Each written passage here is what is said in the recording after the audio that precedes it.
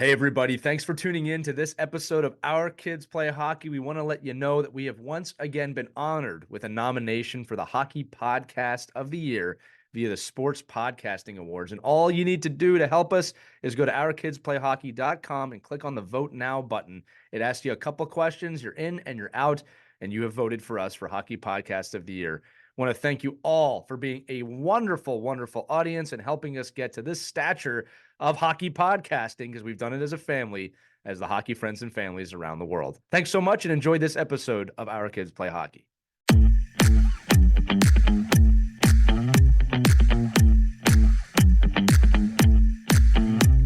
What's up, everybody? It's Lee. You're back for another edition of Our Kids Play Hockey. Got a great guest today, Larry Sprung, who's a wealth and financial manager and advisor. We realized we never have done a show about kind of financial literacy or financial health within hockey. And I'll tell you what, this turned out to be just another fantastic conversation. We got some tips, tricks, and hacks for you as a hockey parent, and also getting a larger discussion of, how to make the game more affordable, and does it really need to be as expensive as it is? Anyway, great conversation. We know you're going to love it. So check out this episode with Larry Sprung. Also want to let you know and remind you that we partnered up with worldhockeyhub.com. If you're a hockey manager or you know a hockey manager, which all of us do, take a look at this website, worldhockeyhub.com. It's a great place to see rankings, but also find tournaments and other places where your team can play this upcoming season. Again, had conversations with them one-on-one. They contacted us. Really like the way that they do their business. I really like the way that they're running it. They kind of have the same morals that we do. So check them out at worldhockeyhub.com. And without further ado, make sure to enjoy this episode of Our Kids Play Hockey. Remember, if you like it, subscribe, like, follow, whatever the buzzword is, wherever you're at. 5-star reviews. It really does help us out. We really do appreciate it, and how much this audience grows week to week. So here we go with this episode. Enjoy it. And I will talk to you before the next episode, or you'll hear me in about 5 seconds start this episode. Here we go. Hello, hockey friends and families around the world, and welcome to another edition of Our Kids Play Hockey. I'm Lee Elias, and I'm joined, as always, by Christy Casciano-Burns and Mike Benelli, my very good friends. And we are pleased to be joined today by both a hockey lifer and the founder and wealth advisor at Mitlin Financial, Larry Sprung. Larry is also the host of Mitlin Money Mindset, a podcast that's all about getting your mind right when it comes to all things money. And he has appeared on numerous podcasts and in the media, speaking most recently on CNBC about money and parenting, something we're going to be diving into today for sure as hockey parents. Larry grew up playing hockey, starting with the Little Rangers, which is part of the reason he's a big New York Rangers fan. I'm sure we'll talk about that at some point today. And Larry played for North Rockland High School and went on to play college for Binghamton University. And most recently, Larry played in hockey fundraising events for Team Israel. That sounds exciting. I want to talk about that too. Everything in this intro I want to talk about. One of Larry's passions is raising awareness also for mental health. He spent over 12 years serving on the national board of the American Foundation for Suicide Prevention and sits on its financial and investment committees. With his wife, Denise, he has raised more than $1.7 million for the organization through the Keith Milano Memorial Fund, which was created in memory of his brother-in-law. Larry is a level 4 USA hockey coach and is, above all, a hockey dad to 2 boys who both love the game. Larry, we've got a ton to discuss with you today, but first, let's welcome you to Our Kids Play Hockey. Hey, thanks for that great introduction, Lee. Nice to see you, Lee, Mike, and Christy. It's a pleasure to be here, and thank you for including me today. No, it's really our pleasure, and we're really excited to dive into you on really so many fronts. There's a lot we want to go over here. For those of you listening at home, yes, we are going to dive into the financials of hockey today a bit, and this is the person you want to listen to. But before we do that, I think it's very important, Larry, let's talk about your kids. Where are they on their hockey journey, and how has that been for your family? It's Our Kids Play Hockey before everything else, right? It's been a great journey so far, and my oldest son is finishing up his freshman year at Drexel and playing ACHA Division I club hockey there. Yeah, right down the street from me. That's awesome. Yeah. And then my youngest son, who's finishing up his sophomore year of high school, is at Shattuck St. Mary's and in their program, and just competed for the national championship just a few weeks ago. Yeah, for those who don't know, some pretty notable players played at Shattuck St. Mary's. You might have heard of some of them, Cindy Crosby, amongst really every other NHL star that went through our high school team. Yeah. No, Larry, that's awesome. And again, we heard from you in the pre-show and when I was emailing back and forth, your family is totally into the game. This is something that's really been driving your family. your wife who was emailing with me said that, your family has learned so much from the game. You want to just talk a little bit about that, about what hockey's meant to your family? Yeah, so I mean, I'm getting goosebumps just thinking about it and having you say that. But the game has given me so much personally that it was great when I saw my kids take an interest in it and continue and have it stick. And one of the things that I've always said is that hockey is not a sport. I mean, ultimately it is, but it's really a lifestyle that surrounds a great game. And it's afforded myself personally, and now through my kids and our family, a lot of great opportunities from the sport. And, some of them you mentioned, like playing with the Israeli national team a couple of times. And, one of the stories that I like to tell is I played at Binghamton University, which at the time was a club team. And I was walking down the streets of Lake Placid, another great hockey town, and literally walked past a guy. He kind of looked familiar to me. He was looking at me. We probably walked 6 feet past each other, turned around, and it was a guy that I played college hockey with. And it was like I seen him yesterday, and that, those are the kinds of things that you get from this lifestyle and this community. It's just it's a great sport to be around. They're great people, and it doesn't matter if you're pro or you're ACHA or club, or you're just a rec league or a men's league player. It doesn't matter. There's such a level of respect and camaraderie in the sport that it's like a lifetime, membership, if you will. Well, I know both my co-hosts can speak to that. What's amazing, and this is what I love about podcasting and really the world today, with the world being flat. For a while there, the hockey community was just shouting for attention, right? Because it's not the biggest community in the world, but with the advent of social media and podcasts like this, we've all been able to find each other and really share stories. I think that's one of the reasons this podcast is so successful. But let's jump into the burning question here, Larry. I don't even know how to unpack this, right? Hockey is a very affordable sport. We all know that, right? It's just, you can save for it on the weekends. Very affordable. No, massive sarcasm there. It's one of the most, if not the most expensive team sport out there, right? The way I wrote this question is, what's your tips, tricks, and hacks? But I don't even know how to uncover the conversation about finances and hockey. I can tell you that Christy is towards the end of that journey of outpouring money. Yeah, you're right. Right. No, Mike's in the middle of it. I'm at the start of it. But as a wealth manager, I mean, how do you even begin to budget for this? And there are so many families out there that struggle but make it work, right? Yeah. I think about them, right? Where do we even start with unpacking this? Yeah, I mean, talking about struggle, I mean, one story that stands out to me, personally, is I was standing next to a fellow parent many years ago, and they were on my older son's team, and they were a family of 2 teachers. And he basically told me how he was looking forward to starting his summer job. And I said, oh, what's the enthusiasm for the summer job? Do you like that so much more than teaching? And he's like, no, I have to work my summer job essentially to pay off all the debt that I rang up on my credit cards throughout the year as a teacher. And my summer job basically pays those bills. And that story really still rings true in my head. And I start thinking about that. And, I think it comes down to a lot of what we do on a regular basis. And I think what happens is, with this sport, we become reactionary many times, and we basically are in a situation where our kids want an opportunity, they come and ask us for it, and we react, and we don't want to say no, instead of being a little bit proactive about it from a financial aspect. And what I mean by that is, like everything else we do in life, there should be a why behind this. Why are we getting up at 5 a.m. and going to the rink? Why are we packing up the car every weekend? Why are we doing this? Determine what that why is, and then kind of figure out what the family can afford to do that why. right? And create a budget that you can stay within over the course of the year and try to stick with it. There are going to be instances where you may have to splurge a little bit outside the lines, understood. But if you create that budget and then stay within it as far as what the family can afford, you'll be able to get enough training, you'll be able to get enough repetitions, you'll be able to, play the game you love. And I think that that's a very important piece.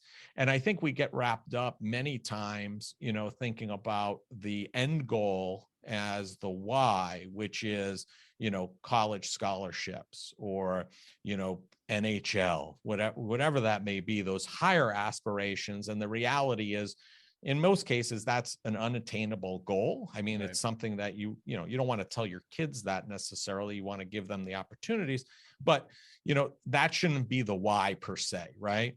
And what you want to do, because I think it's pretty evident, if you take all this money that you're spending over these years of travel hockey and you don't put it in travel hockey and you throw it in an account, probably at even zero interest, no return on it, you'll probably have almost a full ride for your son and daughter at that point. So I think the first thing is determining that why, kind of figuring out a family budget that's going to be something that you can afford in the framework of the number of kids you have, in terms of that's not going to bankrupt the family.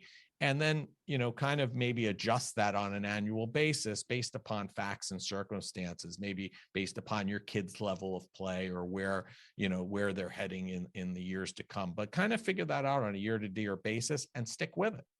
Right. And Larry, I think parents, especially first starting out, they need to know there are a lot of hidden costs with hockey that it comes up during the season. You don't plan for it. It wasn't in the rundown in the sheet that the coach gives you, like they say, this is how much money you're going to spend throughout the year. All of a sudden things come up, gas goes up, an extra trip is in there, an extra tournament.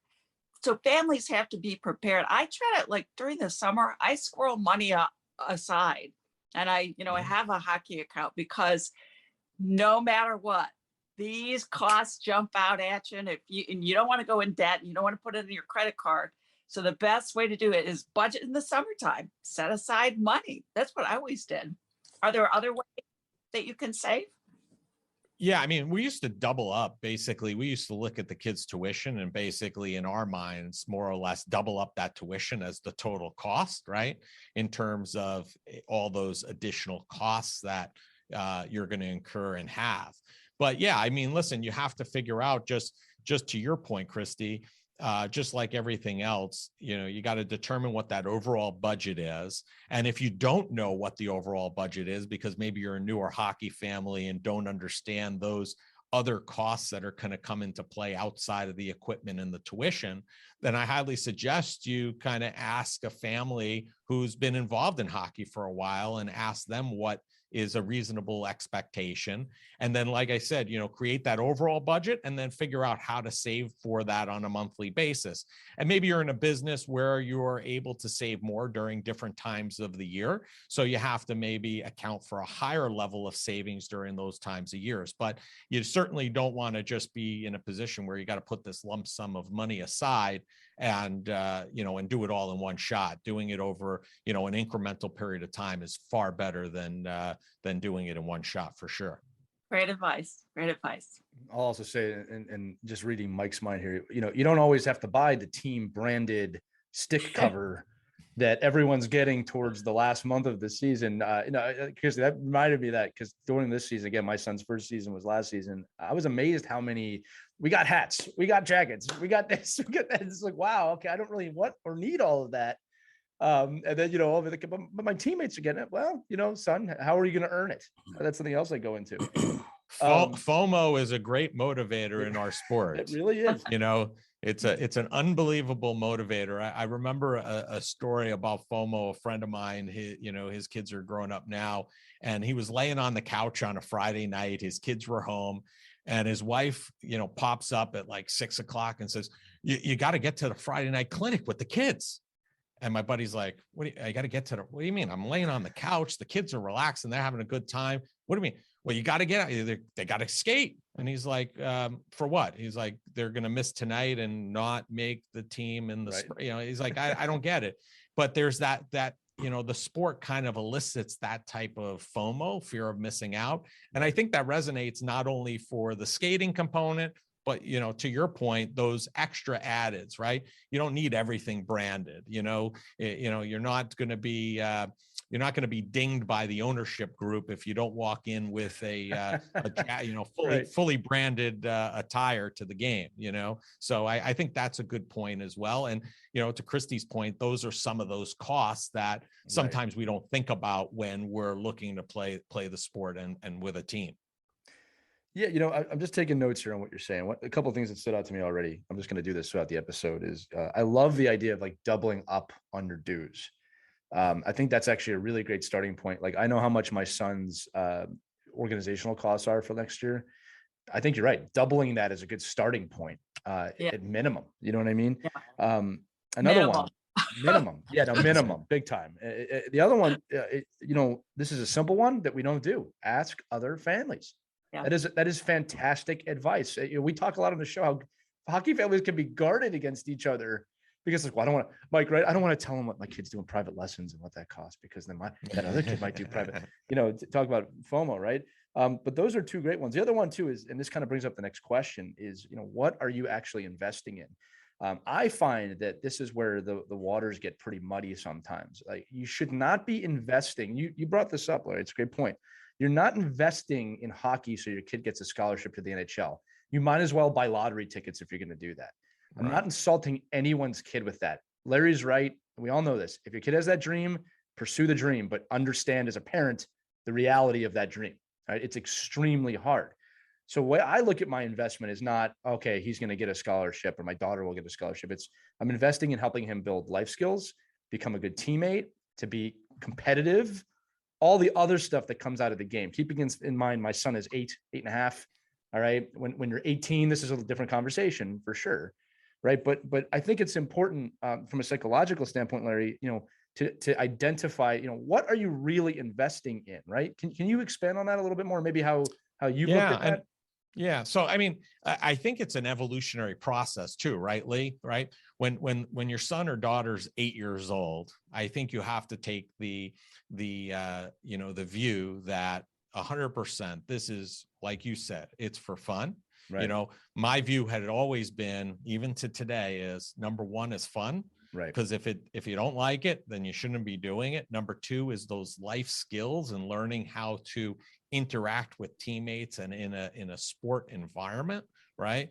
And making sure that you understand how it is to be a teammate, right? And what it means to be a good teammate and what it takes to be an athlete, right? Because there's some regiment to it. There's a lot of discipline to it. So I think that those are a lot of the most important pieces that come from, being a hockey player. And I think, again, going back to what we said earlier, it's one of the greatest sports. So just being a part of that community is the investment. And, we've always said, my wife and I have always taken the oath, really, we'd rather our kids be in a rink on Friday and Saturday night than being in a parking lot causing trouble and drinking or doing stupid stuff. And the sport allows us to do that. So I think that that's the kind of mentality. As your son or daughter gets older, you're going to have a better indication. And I don't mean older like 10. I mean older like 15, 16, 17. You start seeing a different view of the sport. You get a better idea of where they are, if they're still sticking with it, where their level. And that may change some of that methodology on what you're investing in. But I think those basic tenets that we just kind of laid out for 8-year-olds is really, where the lion's share of that emphasis should lie. And from my own personal experience sharing now, my freshman in college, he'll go on a Friday night, even during outside of hockey season, and he'll go to an open skate at the rink where he skates out of. I did the same and you know thing. what? Yeah.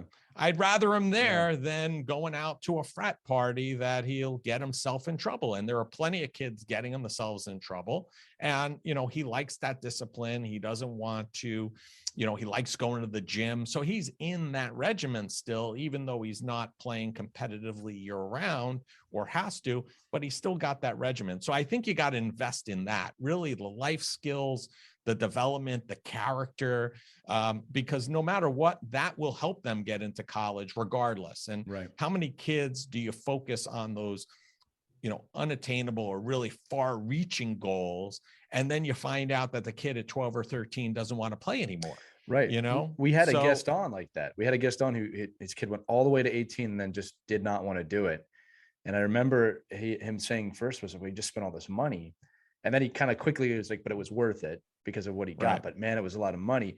I think, first off, the parents listening to this show probably share this mindset. But I also know that there's parents out there that say it, oh, that's why we're doing it. But secretly, they go, well, I want my kid to go to the NHL. And it's just about keeping perspective in how hard this journey is.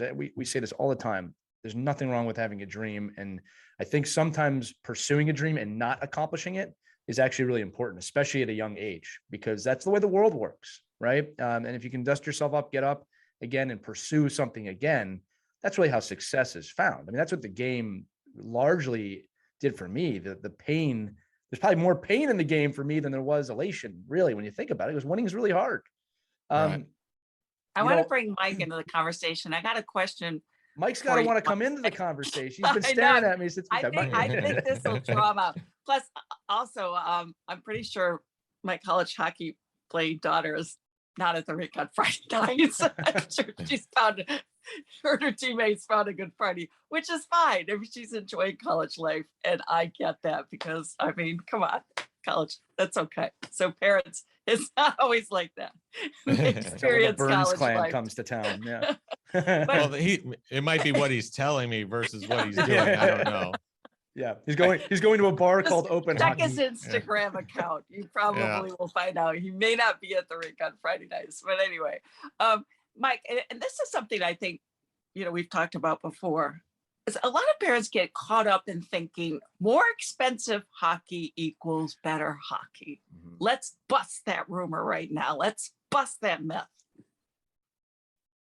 Yeah, I mean, it's so depressing talking about trying to manage your finances for your kids to be active. I mean, it's almost absurd. I mean, it really is. I mean, to me, it's so if you wanted your son or daughter to be at the highest level of anything, this would not be the way to do it, the way we're doing it. It wouldn't be.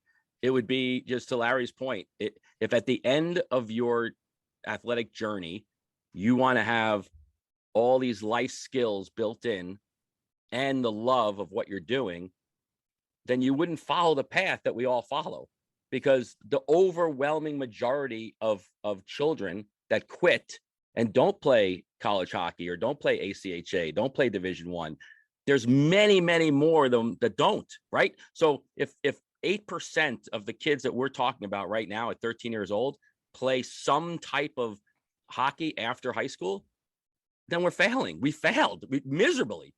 I mean, and so when I have to hear, it's so disheartening to hear somebody trying to, if a parent has to sit there and budget out their season and say, well, how am I going to afford to do this? At the end of the day, Larry, right? Go see your financial advisor and say, I'm going to give you the $24,000 you spent on 10U hockey last year, and I'm going to help you manage that. And guess what?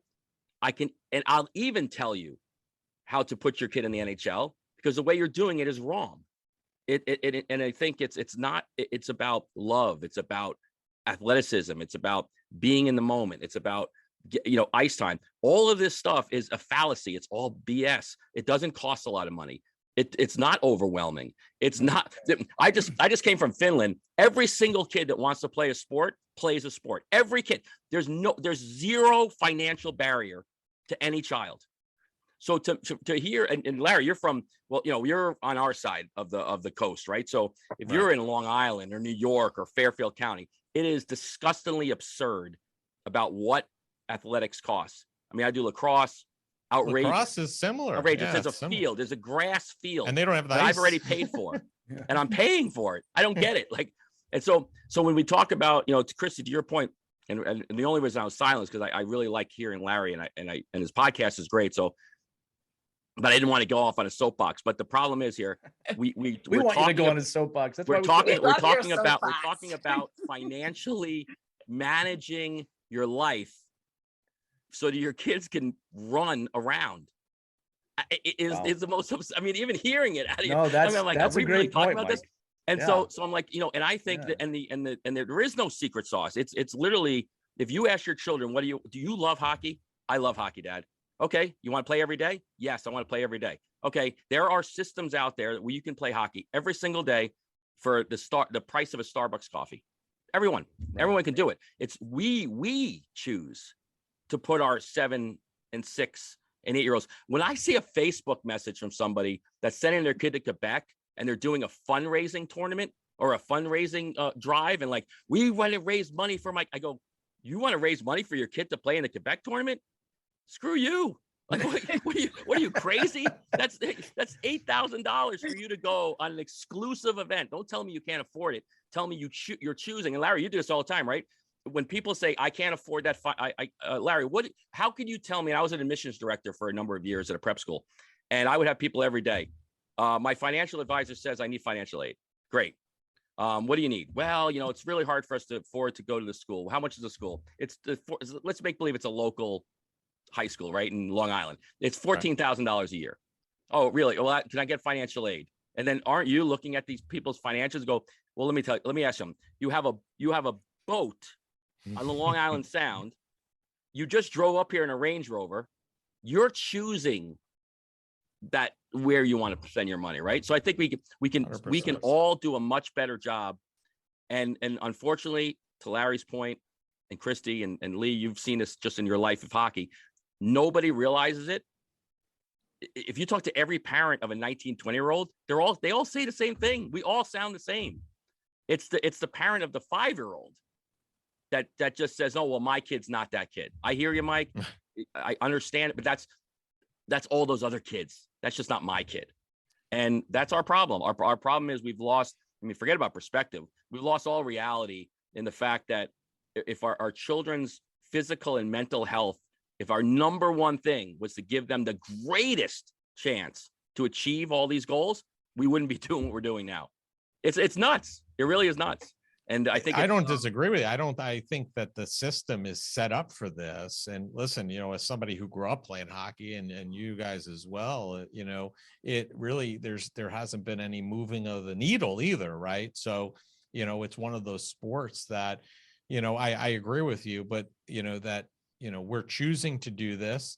Unfortunately, I think there are families that do get involved with the sport, not realizing and are naive about the cost associated with it, and kind of get wrapped up on the hamster wheel without knowing. I got into this full, eyes wide open. I knew what I was getting into. I have people that ask me all the time about Shattuck, right? How did you get your son in there? I'm like, get my son in there. I'm like, I didn't do anything. I said, my son sent the athletic director an email, and that started off. I didn't do anything. And then they're like, oh, you must be getting a lot of financial aid because he's a decent player. I'm like, financial aid is for financial aid. They don't give any merit. Everybody pays the same tuition. And they're like, oh, that's a steep tuition. I said, well, when I started adding in what I was paying on Long Island to play tier 1 hockey and all the extras, the physical therapy and the skates, and you start adding in all the travel, the hotels, I'm like, it's basically the same. And he's getting a much better education in the process. So, but to your point, Mike, that's crazy that I even rationalize that way, right? It shouldn't even be like that. You're doing your ROI. You're saying, okay, listen, I say this all the time. I tell parents every day that say they can't afford something. I said, I joke around with a lot of the groups that I work with, especially youth hockey organizations, because it's our fault. It's USA Hockey, it's the governing body, it's the associations, it's the leagues. It's our fault it's we're creating an environment where we're building less hockey players. All I hear from USA Hockey, we got to grow the sport. We want to grow. We want to grow. You're actually diminishing the opportunity for more kids every day because of what you allow to happen. You don't have to be a part of an organization, but if you're going to be a part of an organization, you should be a part of an organization that's advocating for the child, not for their pocketbook. And you see this in leagues everywhere, right? Why are we paying this? And to your point, if I took one weekend tournament, I say this to parents all the time, and I joke around, like, I mean, some people are using abacuses. I like to use a Texas Instrument, calculator. I said, I don't know what you're using to do your math, but your math sucks. Like, you tell me, 15, and Larry, you could tell me probably off the top of your head, 15 kids, a weekend hockey tournament, going to Buffalo, New York. What's that costing a team to do that? $20,000, $16,000 easily. Right. So to me, I'm like, well, if I had a financial advisor, I'd be like, what can you give me for this $15,000 that I'm going to give you back? And you probably come like, I could do a lot of things with that. And I think, and that's the way none of us look at this. So, I go up to Buffalo, New York to play the Long Island Gulls, the Long Island Royals, and the Westchester Vipers. I go, what the hell am I doing here? I just traveled 9 hours to play 5 teams that are 5 minutes from my rink. So I think it's just all of us. And you speak about this actually with a lot of your guests on your podcast, which I love, is perspective, is reality. But I think what we don't do enough is we don't push back on the fact that hockey is not expensive. You don't have to dedicate crazy hours anymore. Like the getting up at 5 a.m. stuff just doesn't exist anymore. I mean, there's 27 rinks on Long Island, or there, in my from where my house for is. Me last year, Mike, I gotta say that. What's that? It existed for me last season. I can. Well, but it doesn't have to. It doesn't have I know. to. Like, I agree. I think it's crazy when people build hockey programs, and I did this for a long time up around here. You want to build a new hockey program? Why would you give your worst time to your newest kids? Like if this is a recruiting video for parents, don't share it. You're never gonna. I mean, I said, guess what?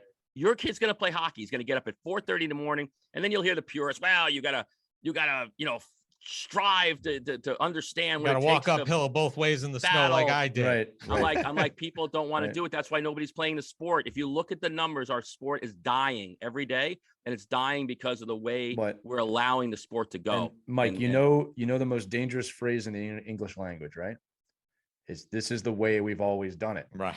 That is the most dangerous phrase. The other thing too is, and you make a good point, Mike. It's, I look at not just USA Hockey, but they've made it easier for you to get in the game from a cost perspective. You can get into the game for $150 now, but the problem is, okay, I got him in the game, and then it's like, okay, your season dues are for the next season. It's like, I can't afford that.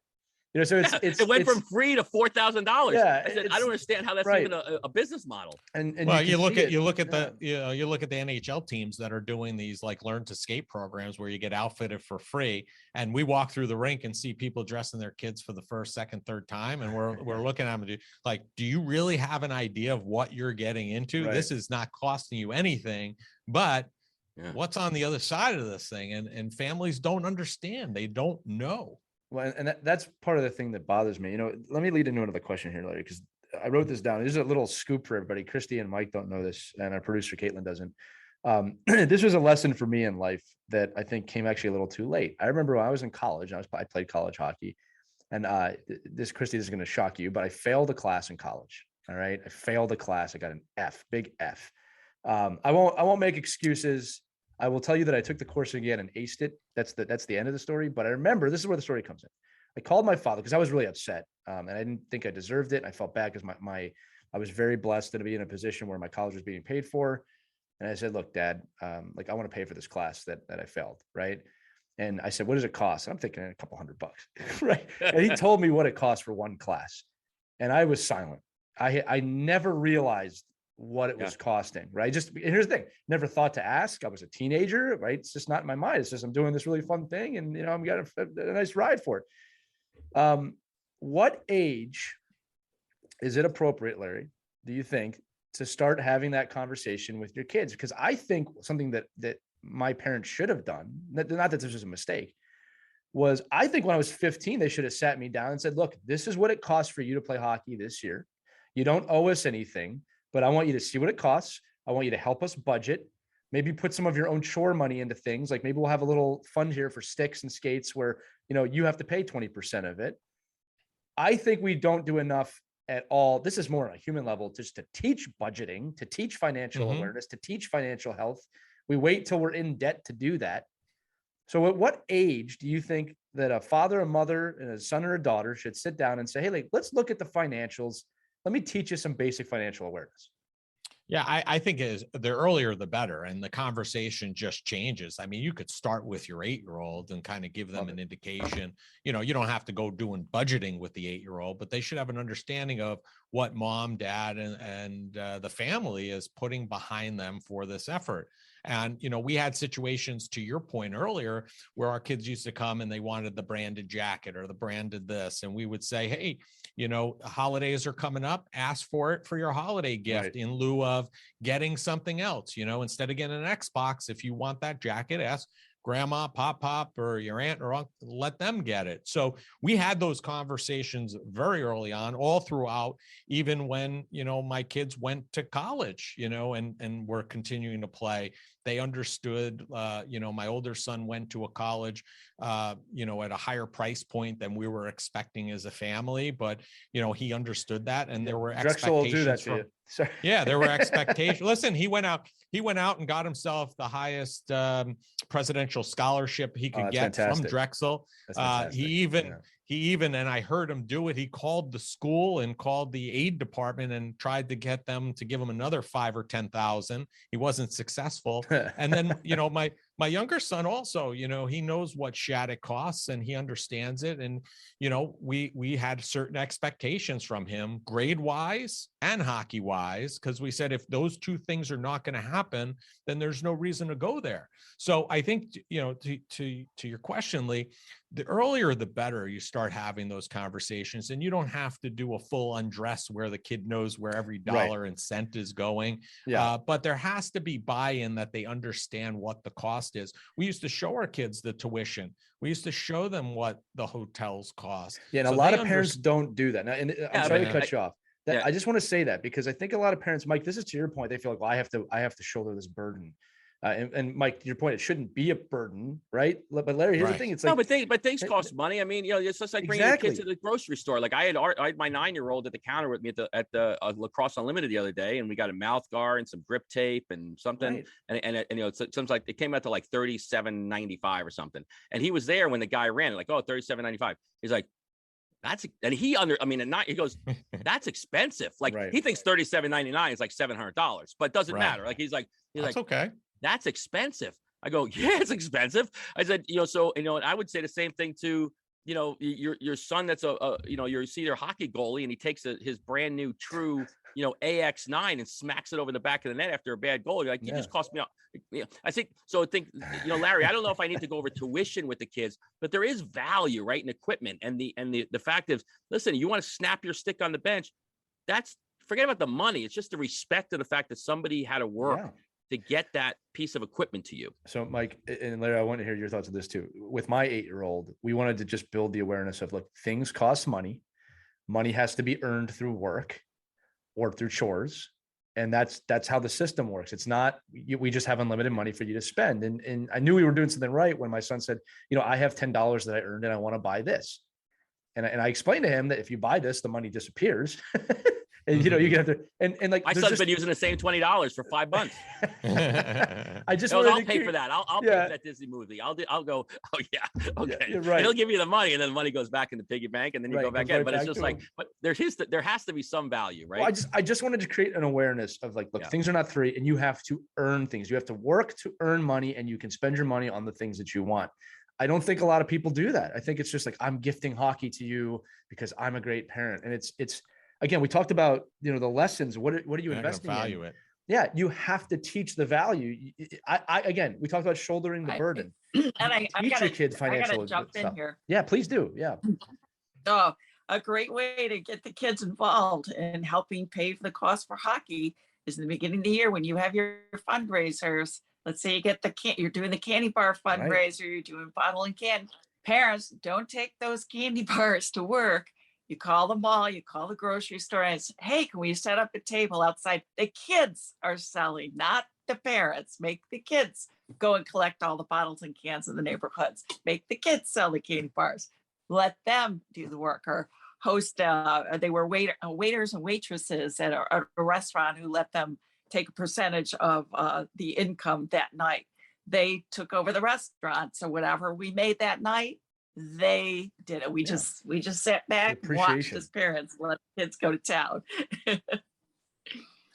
Yeah, I mean, Christy, if we're just going to do that and sell it ourselves, I don't know about you, but my time is pretty valuable. I'd rather just take the money out of my pocket and throw it in there, and not have to bother other people to buy the stuff. So I agree. Listen, my kids have sold raffle tickets. They've sold Apple earbuds, for hockey teams, and we do make them kind of shoulder some of that responsibility because I think it's important. And listen, every kid's different, but I think, to your comment, Lee, for a parent to say, hey, my kid's entitled to this, they're not entitled to know, I think you lose part of that valuable lesson of the sport, which is, hey, this is an expensive sport. And to Mike's point, it shouldn't be, but it is. And until that changes, you have to understand what the family's giving up. And, there were times, for example, where we went up to our, a place in Lake Placid to spend a night instead of a family vacation or something like that, because it was less expensive. So there were some give ups on their end, right? In terms of, hey, maybe we don't go on a big family vacation this year because we've gone away on, maybe 50 mini vacations from all the away games that we had. So, I think having that conversation and having them understand that there's sometimes that give and take. Also, maybe you're not going to Disney World this year or wherever amusement park because we've done this kind of along the way. So, it's age specific, but I don't think I think parents lose out on that valuable lesson if they don't use it as a teaching tool. Yeah, and I just want to clarify something too on my end that I don't think the sport isn't expensive and shouldn't be expensive, because it should be. If you're choosing to do the things that some of us do for hockey, listen, I like, if I like to run, I can certainly find ways to go running for free. But if I want to go to every marathon around the country, it's going to cost me money, right? If I'm going to be a specialist or go above and beyond what other people do in their sport, there is a price tag. I get all that. What I'm saying is none of us get the opportunity, or, none of us, when we get into something new, understand that the alternatives are out there that still can produce what we want in the end. And I think that's really the difference is we don't do a great job in any sport, I don't think, of educating, I watched this Ranger Rookie League, and I know, Larry, you're involved with, and actually you're still involved with the Conic Hockey Foundation and in places like this, right? And we've interviewed Troy and just knowing like what they do for outreach, and there's all these other opportunities still for outreach and for growing the game and bringing kids into the sport. But what we don't do is we don't educate and give opportunity to all these, because the numbers are bigger at the rec level than they are at the pro level. There's many. So if all our goals, if I'm a hockey rink owner and my goal is to have a filled rink, then my goal should be to get as many bad hockey players and recreational players into my rink as possible, right? Because their money is the same as this guy's money. Like, it's just the same. And actually, I'd rather spend money in my rink than spend it at Mobile, the Marriott and, Delta. Like, to me, there's just other options. And we talk about that all the time on this podcast, that there's so many more out there than just saying, I've got to go to the big city shootout in Chicago and the Nashville Smashville tournament with my 7-year-old.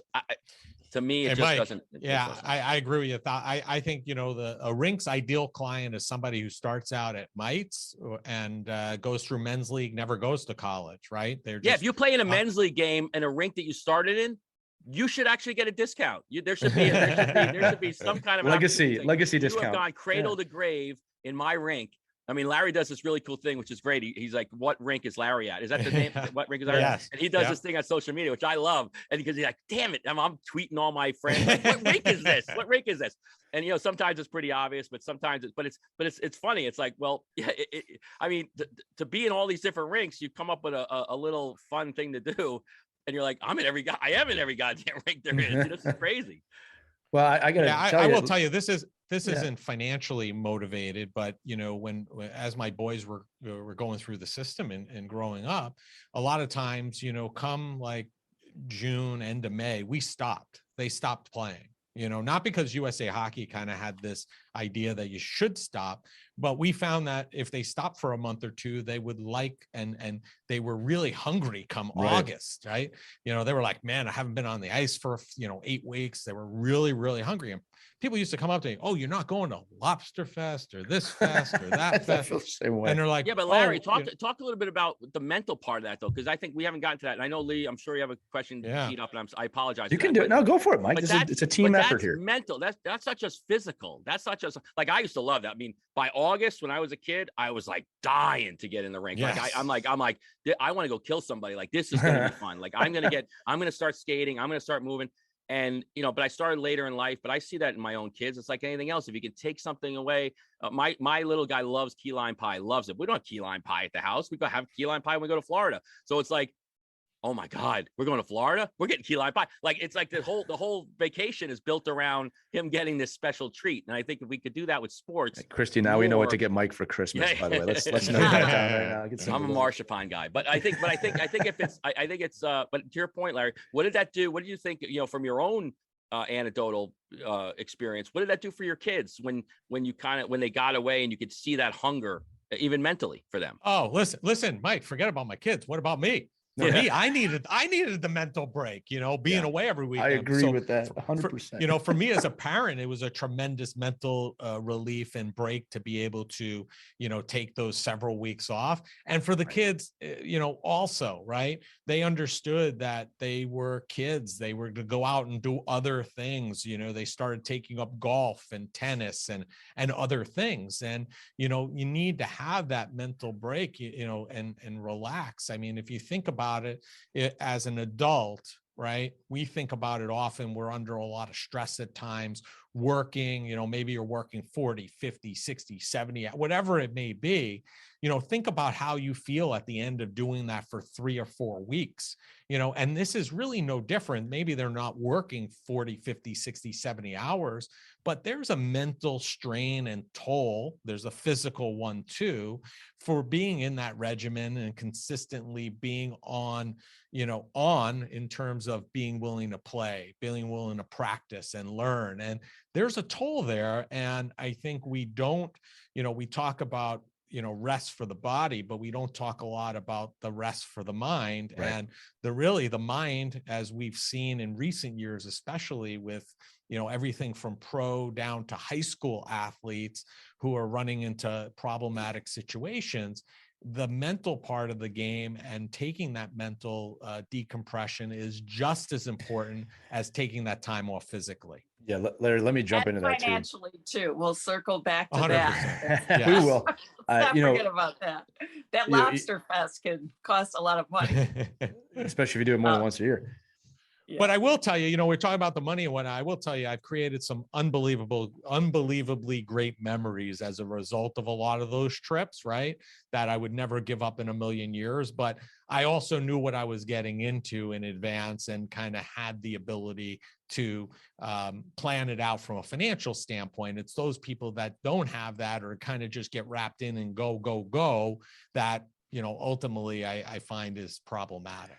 Well, right. And I'd say, and that's so true. Our Lake Placid trips, I would never in a million years trade those memories. They're just so special. And we talk about them to this day. The kids have some of the best memories, and they develop some incredible friendships for a lifetime too.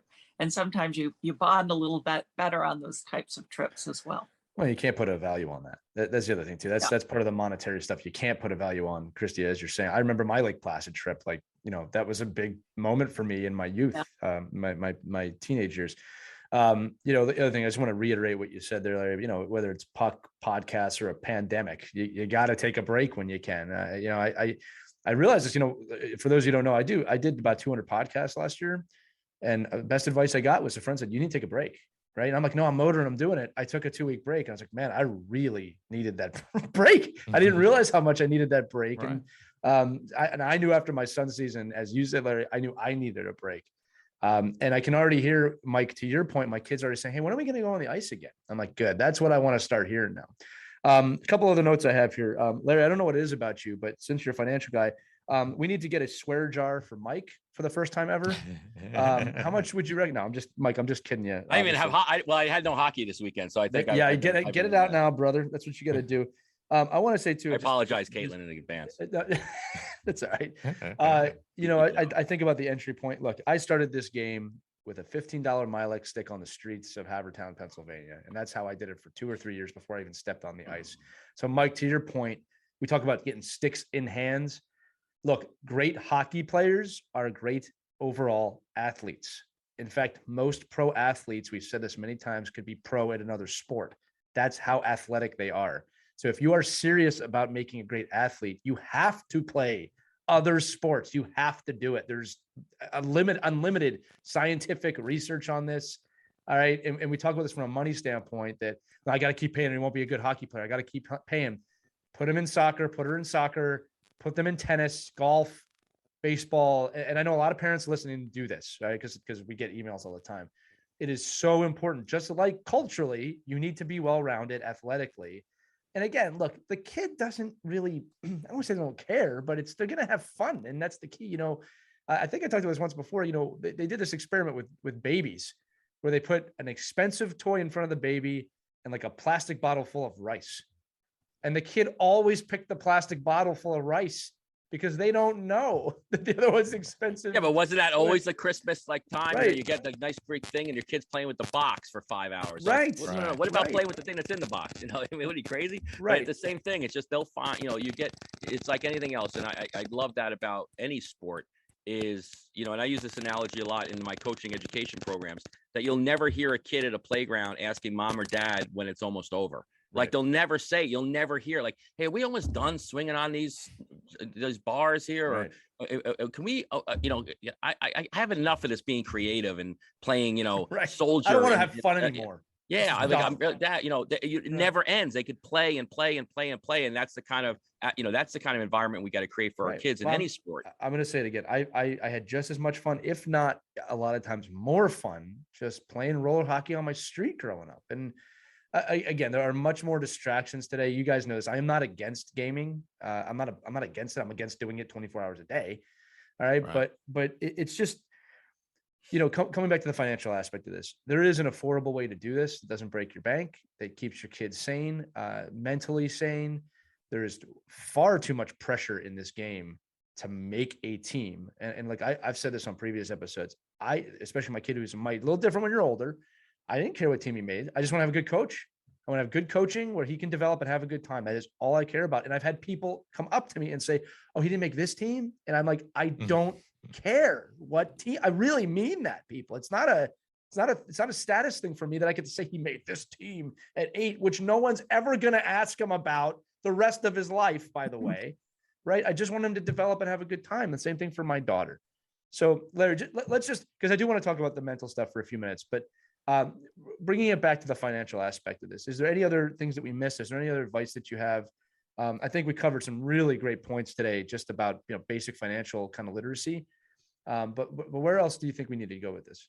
Yeah. I mean, the only other thing I would say to you is, and I think you brought up a great point there, Lee, is right. There is a team for everybody. Right. There's an opportunity to play everywhere. Don't get wrapped up that it's got to be AAA or AA or rec league, wherever, be realistic about where your kid fits and what the family can afford, and figure out where the best coaching is going to be there. I mean, my son, my younger son, who's at Shattuck right now, a couple of years ago had a bad experience with a coach and didn't make a team. He was or wasn't invited back to a team because he was told he wasn't good enough for that team. Decided to use that as an opportunity to go play from AAA to AA, had one of the best years of his life, won a New York State championship that year, and then went back in the middle of that year, decided to go back to AAA and go play for a coach that he really wanted to, and we as a family really enjoyed. And and people used to say to me, oh, you're letting him play AA? I'm like, what are you talking about? He asked to play. He wanted to, so I think don't get wrapped up in that. There's a place for everybody. There's a Right. price point for everybody. And, just do it more intentionally. Don't get wrapped up into it. Larry, let me ask you this. Were you more proud of him when he was on the AAA team and struggling, or the way he reacted to that situation as a parent? Oh, 100% was the way that he made the decision and then went to that team and said, listen, I'm going to make this happen. I'm going to have a good year. And, just handling that adversity to me was more Right. important than, having a bad situation on another team. 100%. It built him to who he is today and, added to his character and his personality and him as a human being. And I'm going to vault on that. If there's anything that I've learned over the last 2 years, and this is being recorded in Q2 2022, it's that humans, I'm talking about the pandemic, are more resilient than anyone realized, but also ill-equipped to deal with adversity, right? The whole thing with the pandemic, and I'm not talking about loss, and God bless any of you out there that have lost someone during the pandemic, but our ability to get adversity and deal with it is something we mentally need to get better at. All right. Now, with that said, I think one of the biggest things that we don't talk about the pandemic is how our species, human beings, pivoted, found a way through it. When we did it, right? We're doing it, right? Science and medicine and all of us, we made it through this thing. We changed a lot about our lives. We don't celebrate that enough. It's an incredible thing that our species did globally, right? But mentally, there was a lot of things uncovered here. And I know mental fitness, mental awareness is something you're really passionate about. So just kind of rounding out this episode, I do want to talk about this because there's a massive stigma surrounding mental fitness and mental health, really globally. It's not just in this country, right? And you've dedicated a lot of time to that. So why don't you tell us a little bit about what you're doing with that, especially with suicide prevention, and then maybe how that's affected your parenting or your experience in high pressure sports? Yeah. So, again, I lost my brother-in-law in 2004 to suicide. He suffered from bipolar disorder, was a physically fit guy, 27 years old, went to the gym every day. And he just had a disorder of his brain that ultimately, took his life. And, that's something that has always, knowing that happened back in 2004, my oldest son was about 18 months old when we lost him. My youngest son never even met his uncle. So it was something that was very important to us, and we were always very mindful of it in a couple of ways. And, I'm not a doctor. I'm just a person who's a mental health advocate, I guess you could say. And there are some things that I think parents should be aware of and look out for. Number one is, from an environment that they're in.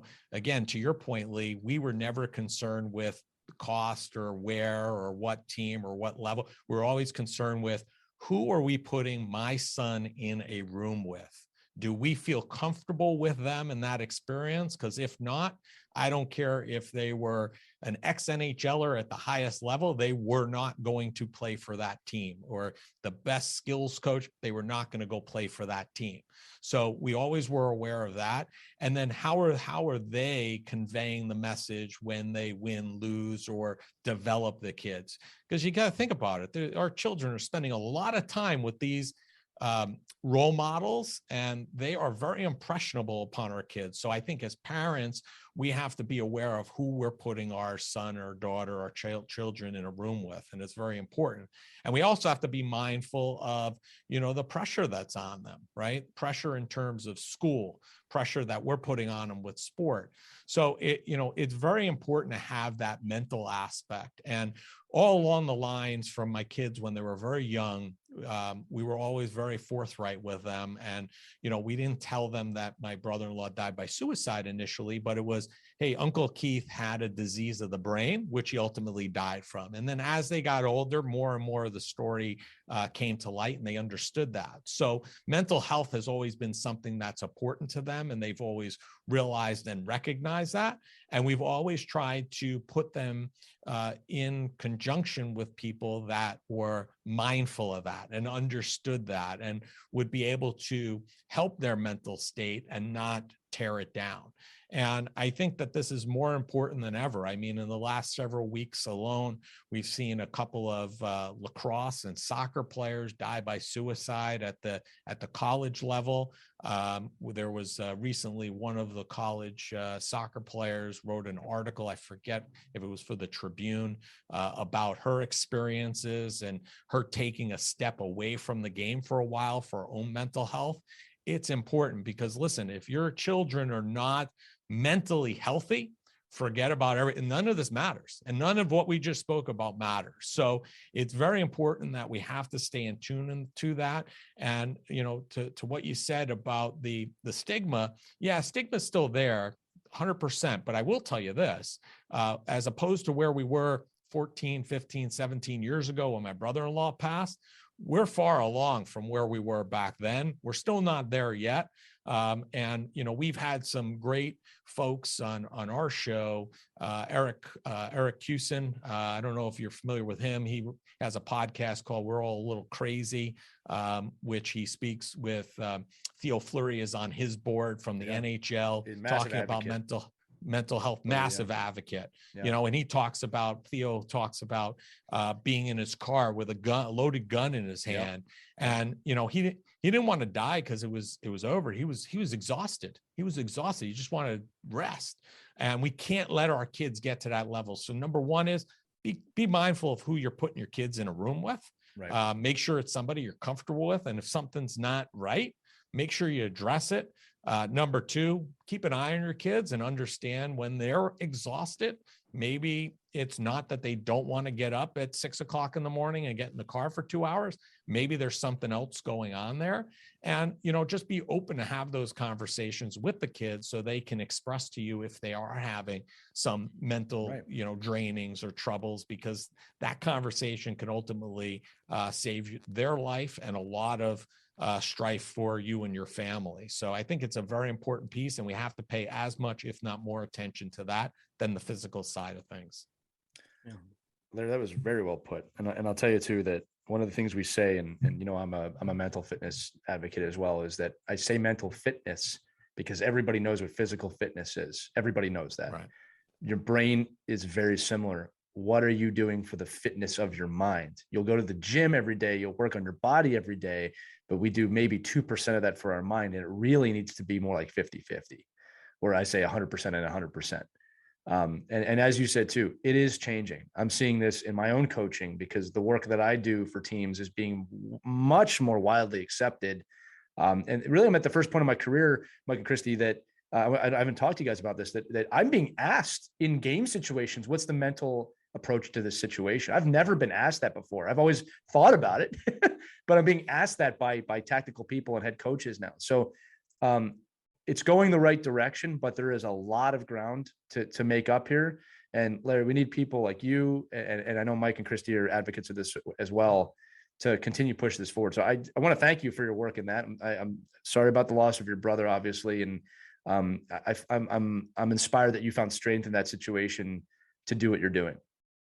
Thank you. I appreciate that. Yeah, we didn't want him to go quietly. That's for sure. Yeah, absolutely. So, Christy and Mike, I'm going to wrap this up unless you have any other questions, because this could go for another 6 hours. Oh, thank you so much for being here. Wow. I mean, we went in all different kinds of directions, but there were so many important topics that we touched upon. And I hope, especially the younger parents who are just getting on board with hockey, you can learn a lot from this episode. Thanks for being on, Larry, and certainly enjoy following you, and I'm sure you could give your Instagram and Twitter information out. But it's really fun to kind of see what you're doing and around the rinks in the country and following your kids. But I think more importantly, just understanding that you certainly can help so many different people meld these two worlds together, which is great. I appreciate it. Thank you all. Yeah. And I'll say this. I know for you listening at home, many of you probably have, I've got a question I want to ask. Well, look, you can email us at team@ourkidsplayhockey.com if you have a question you want to ask broadly. But Larry, I would like to give the audience the opportunity to contact you as well, because I know financials can be a personal thing. So where can people follow you? Where can people find you? Yeah, so on every social media platform except for Instagram, I'm Lawrence Sprung, LAWRENCE _Sprung. And on Instagram, I'm Larry Sprung. So if you ever have a question, you could shoot me a message there. I'd be happy to connect with you. Every month, like Mike said, I run a guess what rink Larry's at, where I put up a 1-minute clip from a rink I'm at, you guess, and we pick a winner after a week and donate $100 to their charity of choice. So if you get the rink right and tag your charity, you might even raise some money for your charitable cause, whatever that may be. So thanks for that plug, Mike. Appreciate it. No, I've loved it's almost as big as the Butchergrass challenge, but he's getting there, so it's good. Yeah, one day at a time. Well, Larry, this has been fantastic, and I appreciate you coming on. This might be one of those ones we have to do a part 2, depending on how big the mailbag gets. But I appreciate you coming on, and no, it's our pleasure and having this. And Christy, to your point, that's why I love this show, because we go so many different directions, and these are the conversations that hockey families need to be having, and that's why we created the podcast.